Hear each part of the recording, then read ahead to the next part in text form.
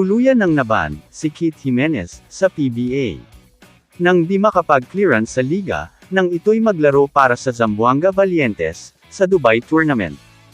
Kinumpirma ni PBA Commissioner Willie Marshall na talagang magbibigay ng sanksyon ang liga kay Keith Jimenez. Matapos mabigang makakuha ng clearance mula sa liga nang maglaro ito para sa Valientes. Nahaharap si Keith Jimenez sa PBA ban matapos maglaro sa Dubai Basketball Tournament. Bagamat nakakuha siya ng clearance mula sa SMB, ngunit hindi siya nakakuha ng release mula sa PBA. Gayunpaman, ang kanyang pagkakaban ay bukas para sa pag-aapela. Sinabi ni Marshall na ang pagpapatuloy ni Jimenez sa Valientes sa Dubai International Basketball Championship ay isang paglabag sa uniform players contract na pinirmahan ng maningning na gwardya sa kanyang PBA club na San Miguel. Humingi ng permiso si Jimenez sa SMB management na maglaro para sa Valientes. Ipinaliwanag ni Marshall na bigo si Keith Jimenez na makakuha ng clearance mula sa PBA Commissioner's Office. Gayunpaman, tiniyak ni Marshall na nananatiling bukas ang pinto ng PBA para kay Jimenez, na maaaring mag-apela sa napipintong pagbaban kung magkakaroon siya ng isa pang pagkakataon na mag-sign up sa ibang PBA team.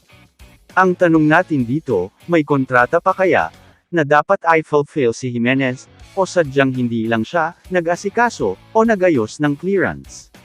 Samantala, ang Zamboanga Valientes ay dumanas ng ikatlong sunod na pagkatalo at opisyal nang wala sa karera para magpatuloy sa Dubai International Basketball Championship.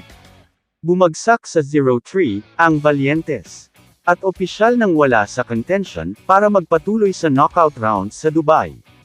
Hindi tulad ng kanilang unang dalawang laro.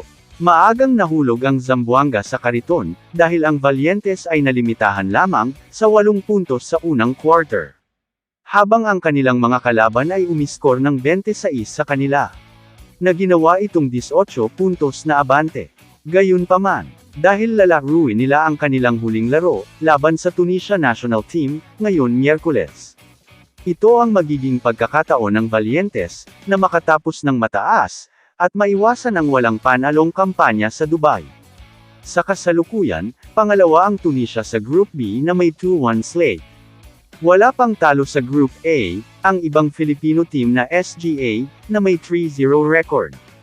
Gagawin din ng strong group, ang huling laro nito sa group stage ngayon Miyerkules, habang haharap sila sa Aman United Club. Kamusta mga idol?